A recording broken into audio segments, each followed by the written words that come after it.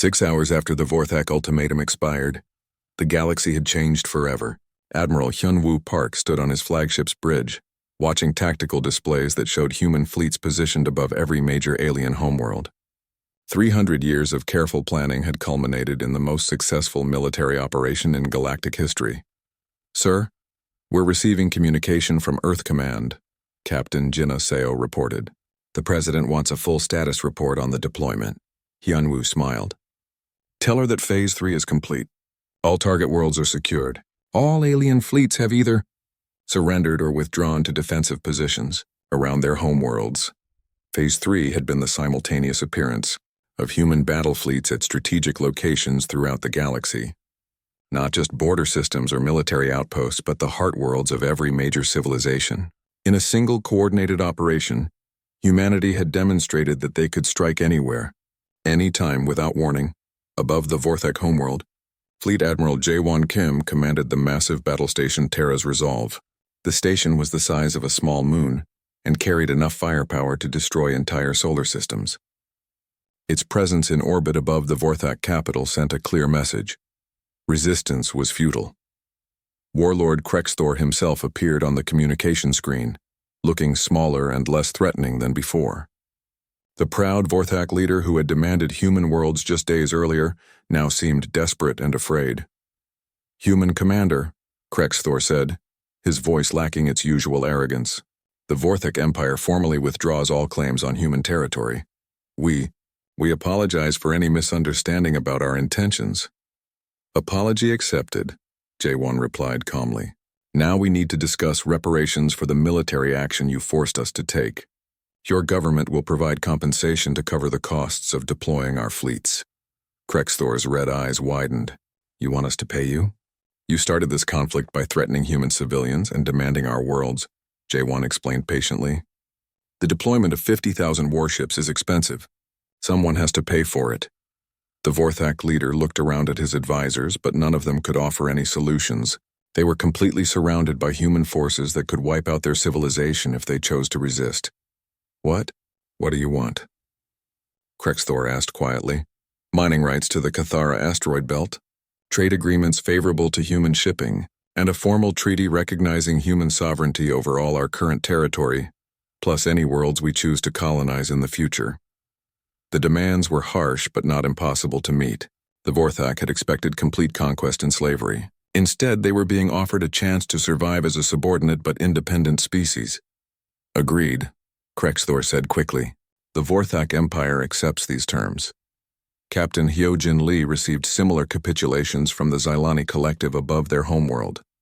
The technologically advanced species that had always considered themselves superior to humans now competed to offer their most advanced research in exchange for protection. "Captain, the Xylani Science Council is transmitting their complete database of quantum computing research," her communication officer reported. "They're also offering to share their gravitational manipulation technology." "Accept the quantum research," Hyojin ordered. "As for the gravity tech, tell them we already developed superior versions decades ago. But we appreciate the gesture." This was the truth. Human scientists had used Xylani gravity generators as a starting point, then improved upon them to create the systems that powered humanity's largest ships. The aliens were offering humanity technology that humans had already surpassed. The pattern repeated itself across the galaxy.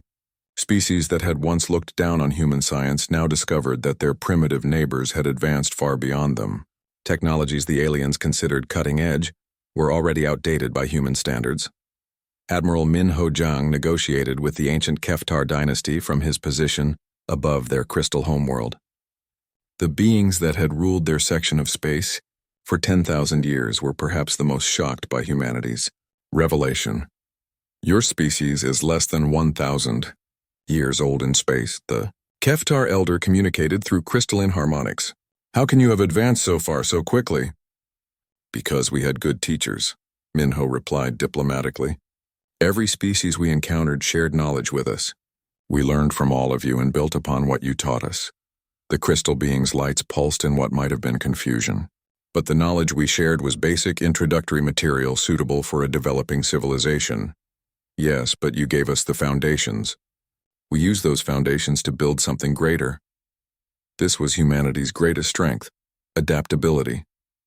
Where alien species became comfortable with their existing technology and stopped innovating, humans never stopped improving and advancing. They took alien science as a starting point and pushed it in directions the original creators never imagined. Dr. Yunji Choi coordinated with research stations across human space as alien governments began offering their complete scientific databases in exchange for protection and trade agreements. The amount of information flowing into human hands was staggering. Doctor, we're receiving technological data from over 60 different species, her assistant reported. Most of it is redundant with research we completed years ago, but there are some interesting, unique developments. Catalog everything, Yunji ordered.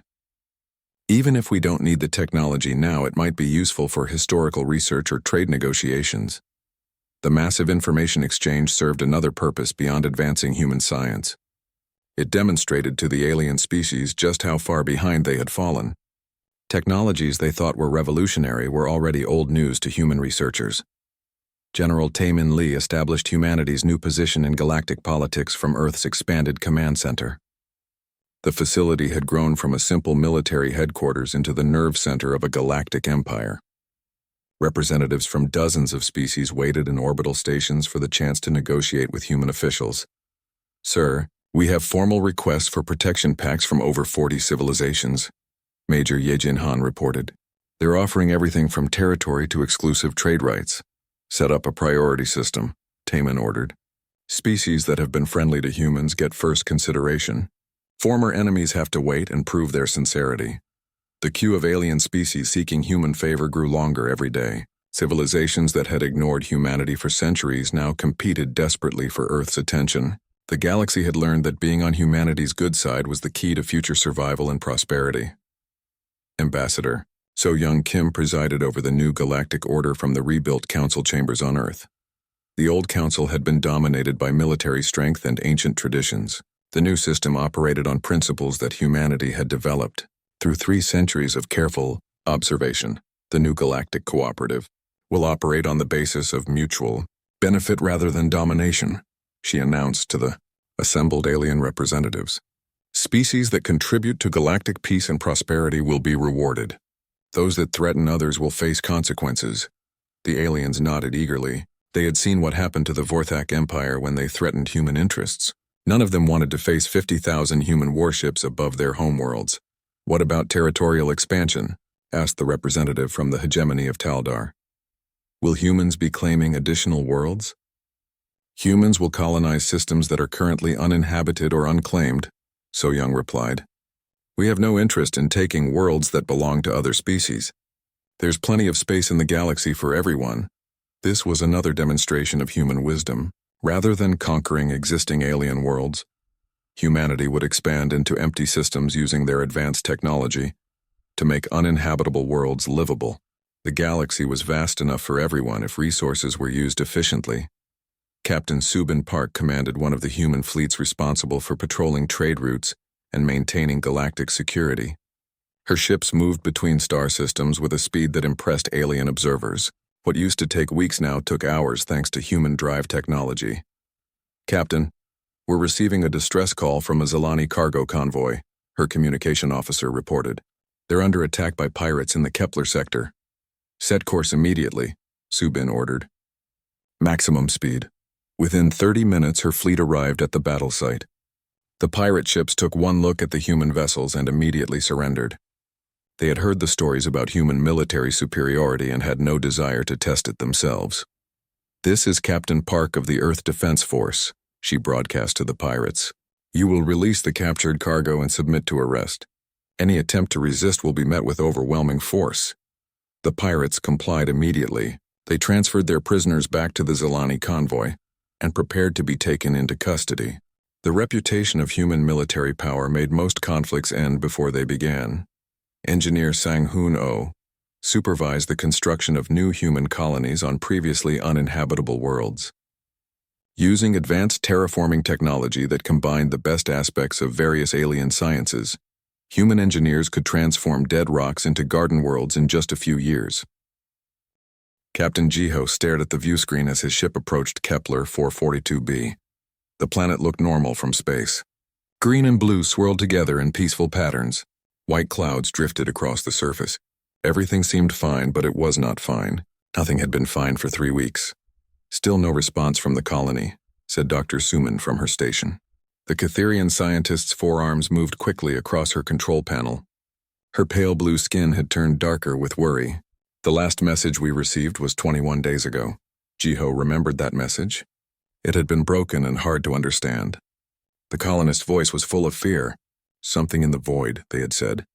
Coming from the void. Please help us. Then silence.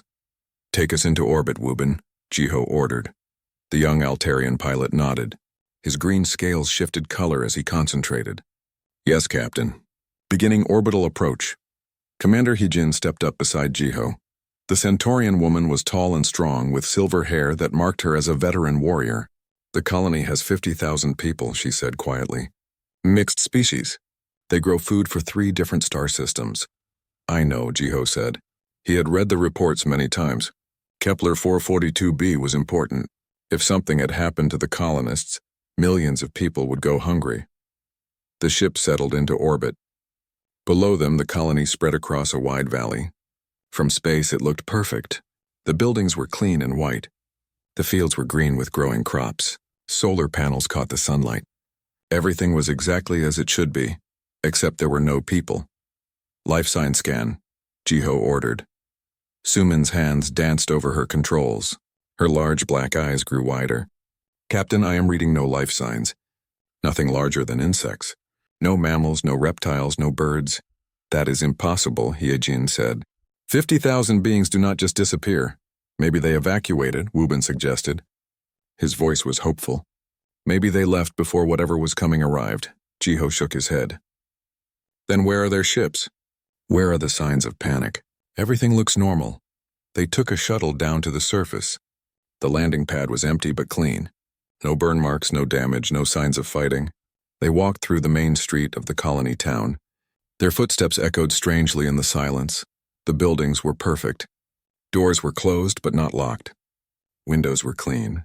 Gardens were watered. In one house, they found a meal sitting on a table. The food was old now, but it had been carefully prepared. 2 plates, 2 cups, 2 sets of eating utensils. Someone had been expecting company. Look at this, Suman called from across the street. She was standing in front of a school. Children's drawings were still stuck to the windows. Bright pictures of families, spaceships, and alien animals. The art is still fresh. These were made recently. Hyejin found something strange in the town square. Captain, you need to see this. She was standing next to a fountain. The water was still running. Around the fountain were benches, and on the benches were personal items. A book, open to the middle. A cup of tea, long cold. A child's toy, a small stuffed creature with button eyes. It is like they just stood up and walked away, Hyejin said. But walked away to where? Jiho asked. Suman was scanning with her instruments. I am detecting some unusual readings. There is an electromagnetic field coming from the center of the colony. It is very faint, but it has a pattern. They followed her readings to the administrative building. Inside, they found the colony's main computer still running. All the screens showed normal operations. Power was flowing correctly. Water systems were working. Food processors were making meals that no one would eat. But in the center of the building, they found something that made no sense. What is that? Wubin whispered. In the middle of the main hall, the floor had been changed. Instead of normal metal tiles, there was now a perfect circle of some black material. It was smooth like glass but seemed to absorb light instead of reflecting it. Strange symbols were carved around the edge. Suman scanned the circle carefully. The electromagnetic readings are coming from here. The pattern is very complex. It is almost like a signal. A signal to who? Jiho asked. I do not know. But Captain, this signal is being broadcast into space. It is aimed toward the outer rim of the galaxy. Hyejin knelt beside the circle. She did not touch it, but she studied the symbols carefully. I have seen writings like this before. In old ruins. Very old ruins. These symbols are from before any of our civilizations existed.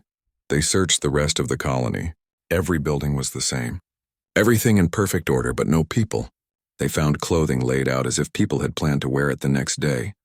They found cooking pots with food that had been cooking when something happened. They found children's bedrooms with toys arranged neatly, as if the children had just finished playing. But they found no bodies. No signs of struggle. No messages explaining what had happened. Wubin discovered the security recordings. Captain, I found the surveillance system. It recorded everything until 3 weeks ago. They watched the recordings together. The last days of the colony played out on the screens. People went about their normal lives. Children played. Adults worked. Everyone seemed happy and normal until the final day. On that day, the recordings showed something impossible. People stopped what they were doing. Not all at once, but slowly. One by one, they put down their tools. They stopped talking mid-sentence. They turned and looked toward the center of the colony. Then they walked. Not running, not panicking. Just walking, calmly and quietly. They all walked toward the administrative building. The cameras showed thousands of people streaming through the streets, all walking in the same direction, all with the same peaceful expression on their faces. The recordings ended when they reached the building. Play it again, Yejin ordered. They watched it 3 more times. Each time it was the same. Normal life, then sudden calm, then walking. All of them walking to the same place, the black circle, Suman said quietly. They were all walking to the black circle. Jiho felt cold. But where did they go after that? I found something else, Wubin said. His voice was shaking. The colony's emergency beacon is still active. It has been broadcasting for 3 weeks. Broadcasting what? The same signal that comes from the circle. But Captain, it is not a distress call. It is a response signal. Like someone called and the colony is answering back. Suman checked her readings again. The signal is going to coordinates in the outer rim, to a sector marked as unknown space on all our star charts. Unknown space, Yejin repeated. Space that even the eldest races tell us not to enter. Jiho looked around the empty colony one more time. 50,000 people had lived here. They had homes, families, dreams. Now they were gone and something was calling from the void between stars. We need to report back to the Federation, he said finally. They need to know what happened here. But as they prepared to leave, each of them wondered the same thing. What had called to the colony from the darkness, and what had the colony called back to answer? The Galactic Council chamber had never been this quiet. Representatives from 100 worlds sat in their floating seats, but no one spoke. They all stared at the holographic display showing the electromagnetic signal pattern from Kepler, 442b. Admiral Yuna stood at the center of the chamber. She was human, one of only 3 humans in the entire Federation government. Her dark hair was streaked with gray, and her eyes held the steady look of someone who had seen many battles. The pattern repeats every 47 seconds, she said. Our scientists believe it contains mathematical sequences and star coordinates. It appears to be some kind of communication. Still, silence filled the chamber. Then slowly Ambassador Minho began to rise from his seat. The ancient Prothean had not spoken in the council for over 200 years. His body was thin and pale, almost transparent. When he moved, it looked like he was made of light and shadow. I know this signal, he said.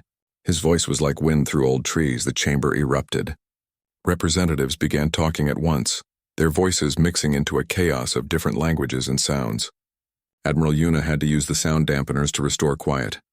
Ambassador Minho, she said carefully. You have seen this pattern before? Yes. The old Prothean's eyes were like deep wells. 50,000 years ago. We called it the Great Silence. In the back of the chamber, a young Federation intern named Jiwan was taking notes. Her fingers moved quickly across her data pad, recording everything. This was her first year working for the council, and she had never seen the elder representative so frightened. Tell us what you know, Admiral Yuna requested. Minho was quiet for a long moment. When he spoke, his voice was barely above a whisper.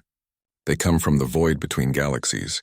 We do not know what they are, only what they do. When their signal appears, civilizations disappear. Disappear how? Asked the representative from SciFiPrime. Gone. Not destroyed, not killed. Gone. Entire worlds empty but undamaged. Billions of beings simply no longer there. Dr. Do-hyun, the Federation's chief quantum physicist, stepped forward. He was a middle-aged Korean man with kind eyes behind thick glasses. Ambassador, our analysis suggests the signal is not random. It appears to be a response to something. What could have triggered it? Minho looked directly at Admiral Yuna. A distress call. Your colony sent a distress call into space. That call reached them, and now they are coming. The chamber fell silent again. Admiral Yuna felt her heart beating faster. Coming here? Yes, the signal is a beacon, calling them to this galaxy. And when they arrive, Minho's voice trailed off. What happens when they arrive? Yuna asked. We do not know. No one who has encountered them has ever returned to tell us. Jiwan looked up from her notes. Something bothered her about what she was hearing. In her free time, she had been studying old Federation records. There were gaps in the historical data, periods where entire civilizations seemed to have just stopped existing.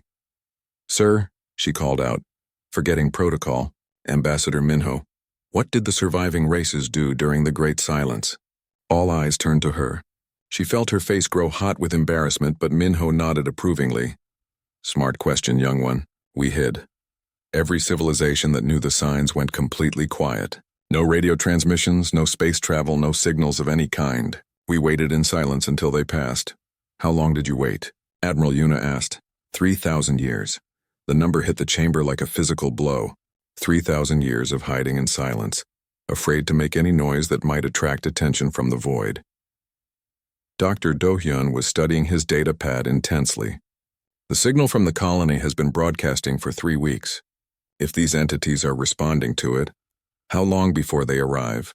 That depends on where they were when they received it, Minho replied. If they were close, perhaps they are already here. If they were far, we might have months or years. Or days, added the representative from Vega. Her blue skin had turned almost purple with fear. Admiral Yuna looked around the chamber. She could see the fear in every face, every eye. These were representatives of the most advanced civilizations in the galaxy, and they were all terrified. What do they want? She asked. Why do they take people? We do not know, Minho said. But we know how they take them. The signal you found, the black circle in the colony, these are their marks. When they choose a place, it becomes a gathering point. People are called to it, and then... He gestured helplessly. Then they disappear. Yuna finished. Yes. Jiwan raised her hand again. Sir, I have been reading old records. There are mentions of something called the Shepherds in texts from 12 different ancient civilizations. Could these be the same entities? Minho's eyes widened. Where did you find those references? Those records were sealed long ago. They were in the public archives, but filed under mythology and folklore. I thought they were just old stories. Dr. Do-hyun looked up from his calculations. Admiral, if the intern is correct and these entities have been operating for at least 50,000 years, then they have taken billions of beings from thousands of worlds. What do they do with them? Yuna asked. We have theories, Minho said slowly, but they are not pleasant theories. The chamber waited. We believe they collect intelligent life, like farmers collecting crops, but we do not know why they need so much life or what they do with it once they have it. Admiral Yuna felt a chill run down her spine. She thought about the colony on Kepler 442b. 50,000 people all walking calmly toward the black circle. All disappearing without a trace. What are our options? She asked the chamber. We go silent, said the Vegan representative immediately. All of us right now. No transmissions, no space travel, no signals. We hide until they pass. For how long? Yuna asked. However long it takes. That could be thousands of years. Our civilizations would collapse. Better collapse than harvested, Minho said grimly. Admiral Yuna stood quietly for a moment thinking. She was human, and humans were new to the galaxy. They had only been part of the Federation for 200 years. But in that time, they had learned one thing. Running away from problems did not make the problems go away. No, she said finally. The chamber erupted again.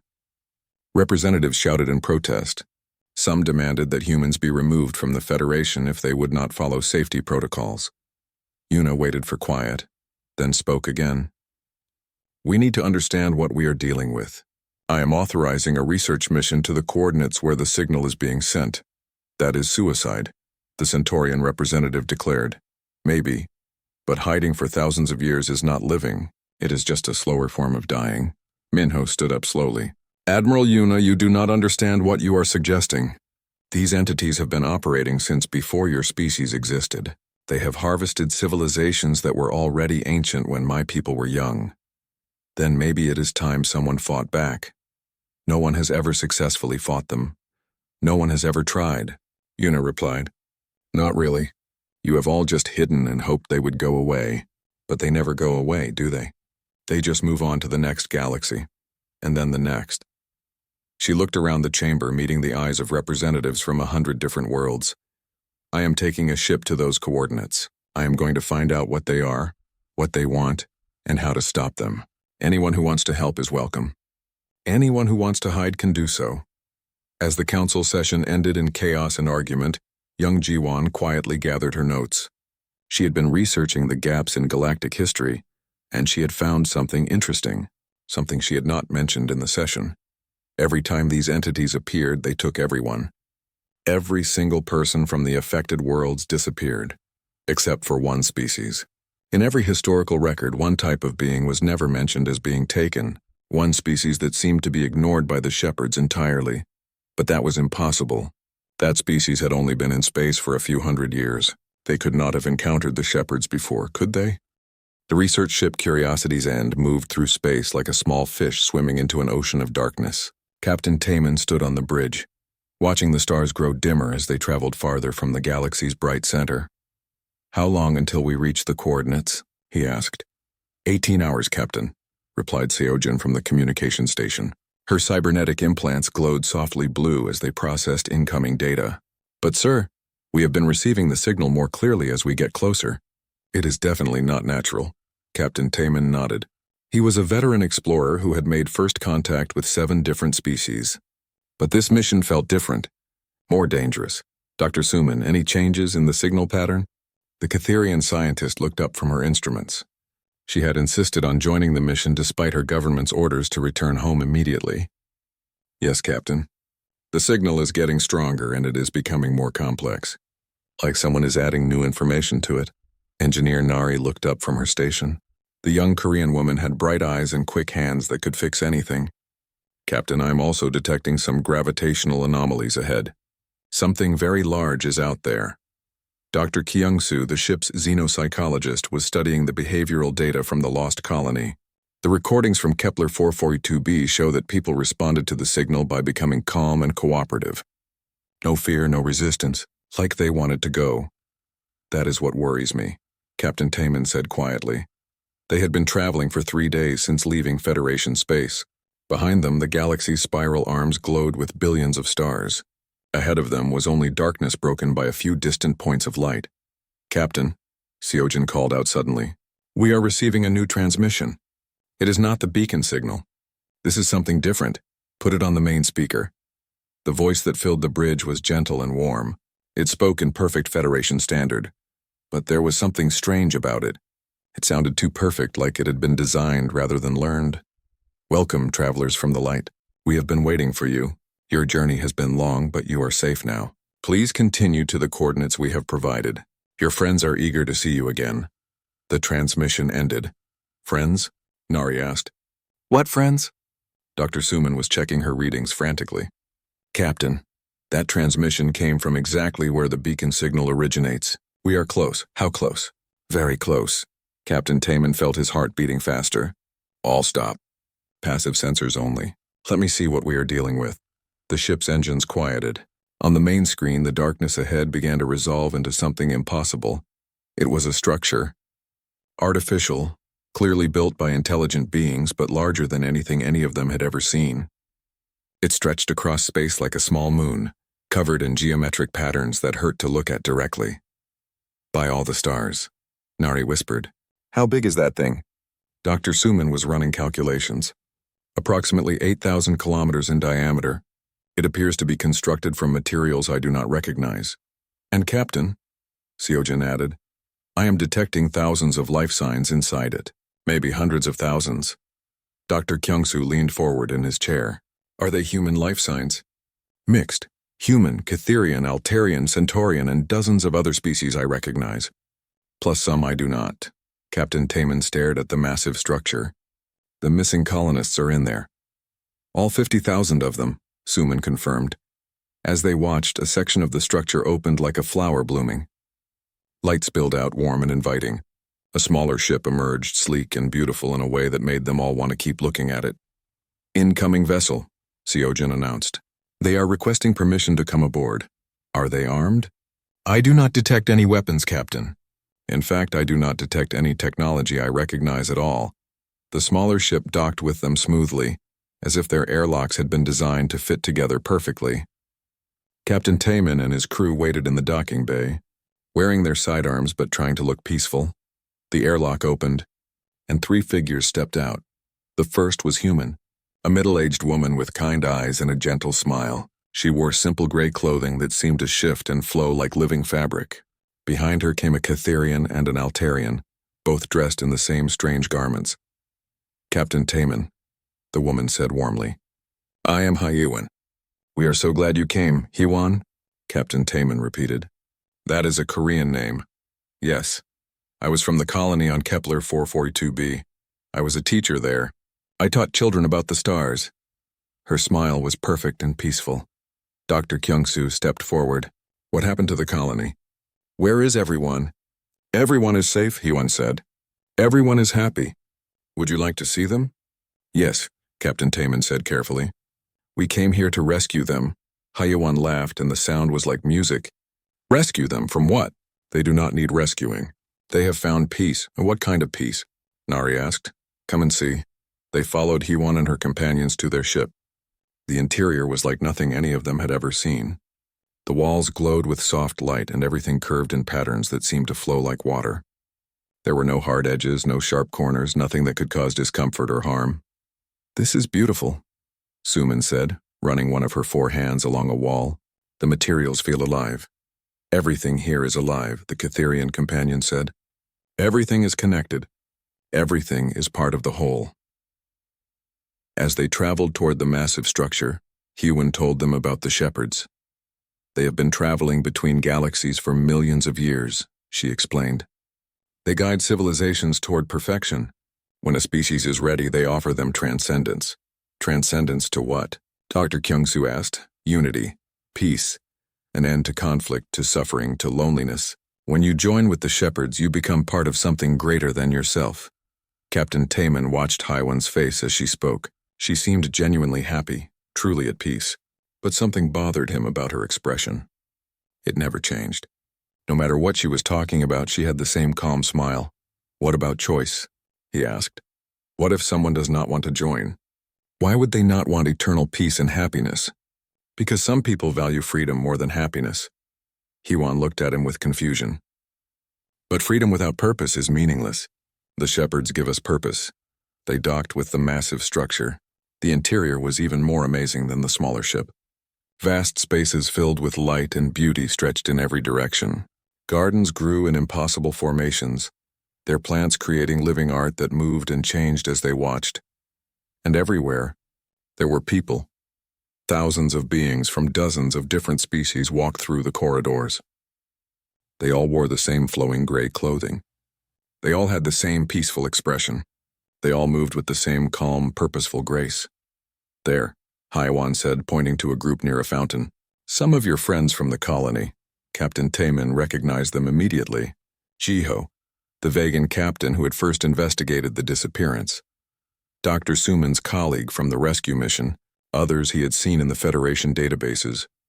But when they saw the newcomers, their faces showed no recognition, no surprise, no individual reaction at all. They simply smiled the same peaceful smile and continued with whatever they were doing.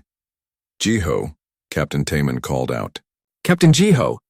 The Vegan looked up, smiled, and walked over. Hello, friends. Welcome home. Home? Jiho, do you remember me? We served together on the Exploration Council. I remember many things, Jiho said calmly, but they do not matter now. Nothing matters except the unity we have found here. Dr. Kyung-soo was studying Jiho's behavior carefully. Captain, his speech patterns are different.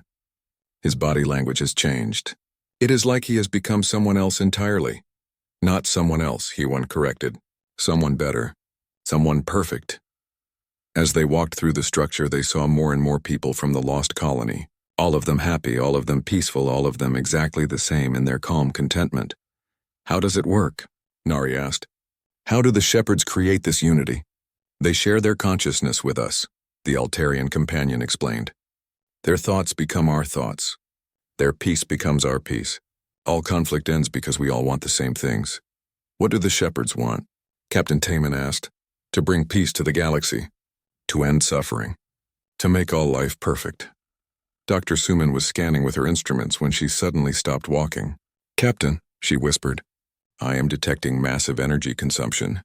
This structure is drawing power from nearby stars. For what purpose? Unknown. But the amount of energy being consumed could power our entire civilization for millions of years. That night, as they were given quarters in the structure, Captain Taman gathered his crew in private. Something is wrong here, he said quietly. These people are not happy. They are controlled. But they seem genuinely peaceful, Nari pointed out. Yes, but look at their eyes. Really look.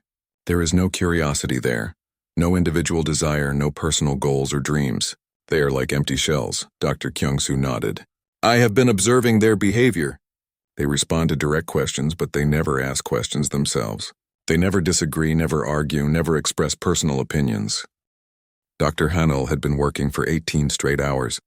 The human cognitive engineer sat surrounded by data screens, quantum processors, and cybernetic interfaces she had built from spare parts found throughout the Shepherd structure. How is the chaos virus coming along? Captain Taman asked, bringing her another cup of coffee. Almost ready, she replied, rubbing her tired eyes. I have been analyzing Seojin's neural patterns and comparing them to the Shepherd harmonization frequencies. I think I can create a program that will amplify human consciousness patterns and broadcast them through their network. The plan was desperate but simple. If the Shepherds could not harmonize human minds, then maybe human minds could unharmonize the Shepherd network. Pilot Young-ho looked up from his console. Captain, I have been monitoring the structure's defenses. When we begin the transmission, they will try to stop us. I can get us to their main broadcasting chamber. But we will only have a few minutes before they overwhelm us. Communications specialist Minji was working at another station, her fingers dancing across holographic controls. I have been studying the network connections. The integrated beings are not just receivers, they are also transmitters. If we can reach even a few of them with our chaos signal, it should spread throughout their entire system. Captain Taman nodded. Around the galaxy, Shepherd structures were appearing near inhabited worlds. The peaceful integration was beginning everywhere at once. They had very little time. What about the integrated people? Dr. Kyung-soo asked. When their harmonization breaks, what will happen to them? I do not know, Dr. Hanul admitted. They might return to normal, or they might be damaged by the process. But if we do nothing, they will never be themselves again anyway. A soft sound at the door made them all turn. Bong-soo stood there, his face still showing the peaceful expression of integration. But his eyes were different. There was something individual flickering behind them. I want to help, he said quietly. The humans stared at him in surprise. You are integrated, Dr. Kyung-soo observed. You are part of their network. Yes, Bong-soo agreed. But I am also still me. Somewhere deep inside I am still me, and I think there are others like me. How many others? I do not know. The harmony suppresses individual thought, but it does not destroy it completely. When you spoke about choice and freedom yesterday, something inside me remembered what those words meant. Dr. Hanul looked at her readings. If there are integrated beings who still have individual consciousness buried inside them, they could help us amplify the signal. It would be dangerous for them, Captain Taman warned. If the Shepherds detect what they are doing, Captain, Bong-soo said, and his voice was stronger now, more like his old self. We are already dead, not our bodies, but everything that made us who we were. If there is a chance to come back to life, even if it kills us, is that not worth trying? The attack began at what the humans calculated was midnight, though time had little meaning in the artificial structure. Young-ho piloted a small maintenance craft through the structure's service tunnels, while the others prepared their equipment. Broadcasting chamber in sight, he reported. No guards, but I am detecting massive energy flows. They are transmitting to the entire galaxy right now. That is perfect, Dr. Hanul said. The stronger their signal, the farther our chaos virus will spread when we inject it. They landed inside the broadcasting chamber. It was like standing inside the heart of a star. Energy flowed around them in visible streams, carrying the harmonized thoughts of millions of integrated beings to every corner of the galaxy. Minji began connecting her equipment to the Shepherd systems. I am into their network. I can see the data streams flowing to thousands of different worlds. Begin the upload, Captain Taman ordered. Dr. Hanul activated her chaos virus. Immediately, alarms began sounding throughout the structure. The shepherds had detected the intrusion, but it was too late. Human consciousness in all its chaotic glory began flooding through the shepherd network. Random thoughts, contradictory emotions, individual desires, personal memories, and stubborn independence crashed into the peaceful unity like a storm hitting a calm lake. The effect was immediate and dramatic. Throughout the structure, integrated beings suddenly stopped what they were doing. Their peaceful expressions flickered. Some began to look around in confusion. Others started asking questions. "What is happening to me?" asked a Catherian scientist who had been integrated 3 years earlier. "Where am I?" wondered an Altarian pilot who had forgotten her own name. "I want to go home," said a human child who had not spoken an individual thought since her integration. In the broadcasting chamber, the shepherds appeared in their full power. Beings of light and energy, they towered over the humans like angry gods. "Stop this immediately," the SciFiPrime commanded. "You are destroying millions of years of peaceful evolution." "We are restoring free will," Captain Taman replied. Even as the energy around them grew so intense it was hard to breathe. "Free will is suffering. We have eliminated suffering." "You have eliminated life," Dr. Hanul said, working frantically to boost the signal strength. "Suffering is part of being alive. So is joy, love, discovery, growth, and choice." The shepherds tried to shut down their network, but it was too late. The chaos virus had spread too far. On worlds throughout the galaxy, integrated beings were beginning to remember who they used to be. "This is catastrophic," the SciFiPrime said, and its mental voice carried genuine anguish. "You do not understand what you are doing. Without harmony, there will be war, hatred, violence." "Maybe," Young Ho agreed, still piloting their escape route. "But there will also be art, music, love, friendship, dreams, and hope." "Besides," Minji added, "you never gave anyone a choice. You decided what was best for everyone without asking them. We are billions of years old. We have seen the results of chaos across countless universes. But you have never seen the results of freedom," Dr. Kyungsoo observed. "You always step in and impose your solution before civilizations can find their own way." The chaos virus continued to spread. The feedback from millions of minds suddenly remembering their individuality created a cascade effect that the shepherds could not stop. For the first time in their ancient existence, the shepherds began to experience doubt. The emotion hit them like a physical blow. Doubt was chaos. Doubt was imperfection. Doubt was everything they had spent millions of years trying to eliminate.